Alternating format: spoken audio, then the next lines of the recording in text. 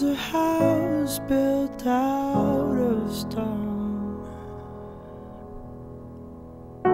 wooden floors, walls and window sills, tables and chairs warmed by all of the dust. This is a place where I don't feel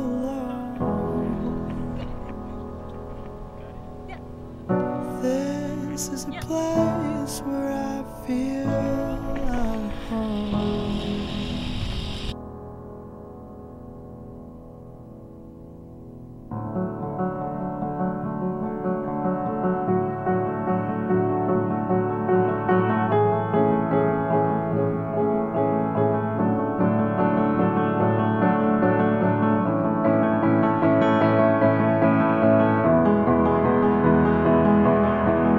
I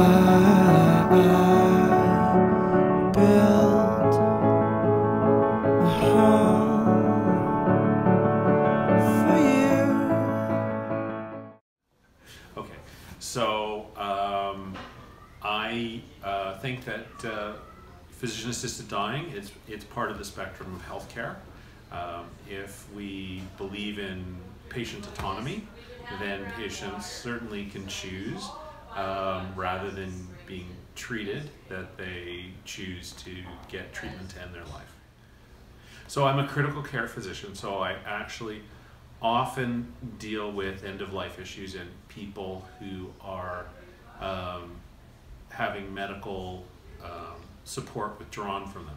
But I've also witnessed a couple of instances of physician-assisted dying, and that's a very different process, and one that actually was quite, to me, was actually very amazing, because it was very, very different from the experience that I've seen when we withdraw support from people. That in the physician-assisted dying deaths that I've seen, it was completely free of any distress, and it was very, very quick. Once the process started, people were unconscious and had died within minutes of starting the process. The law says you have to be capable at the time of going through with physician-assisted dying. So it means that people who may expect to lose their capacity to make decisions for themselves may actually have to choose dying before they lose capacity, because if they actually wait too long and they can't articulate at the time that they want to proceed, then we as physicians can't proceed. It can't be based on prior wishes at that time. And that's how the law is written. And the law is also written that you have to have an expectation of their general medical condition leading to their death within 6 months. So it makes it difficult to proceed when people have a mental illness where they say, you know, I've lived with depression all my life. I have very brief periods of good time, and most of my life is terrible, and I would rather die than continue on with that, which I personally think is a reasonably valid expression of their state of mind, and I personally think should be allowed. But you know, it is hard to know if that wish is really going to be durable, if they can't get better treatment or have a prolonged period of remission where they might have changed their mind. So that one's tough to know with mental illness, when exactly it really is a truly enduring kind of request.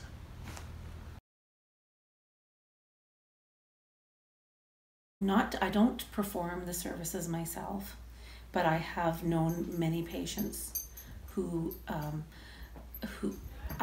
some of whom have definitely have used the service to end their lives comfortably with their family around them on their own terms, and others who are planning to do that when the time comes for them. So I'm surprised to find out how many people actually wanted this service, more than I thought would want it. My personal view is that it's an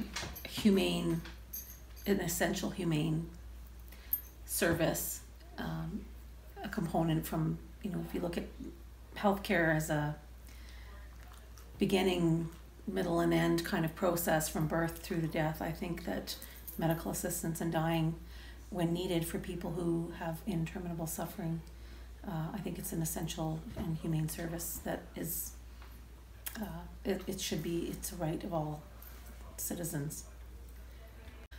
Well, the ethical issues that doctors face in end-of-life care decision-making depend really on the mindset of the physician. It's as variable as, a random sampling of the population would all have different views on it. The key issues really are of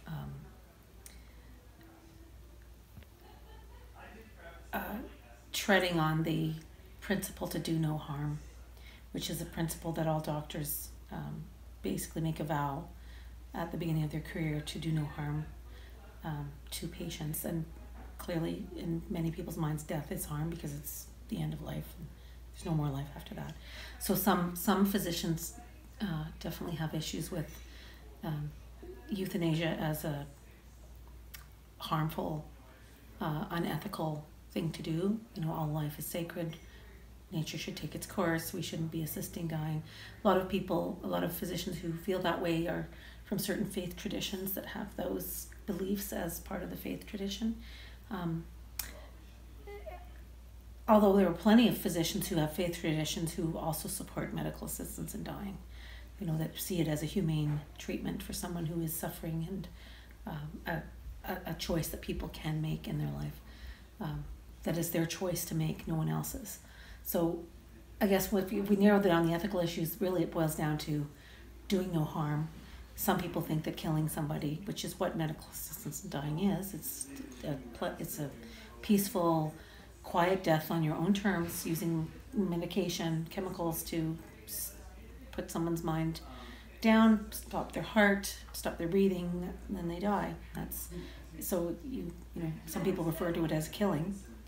In my mind, it's a relative term.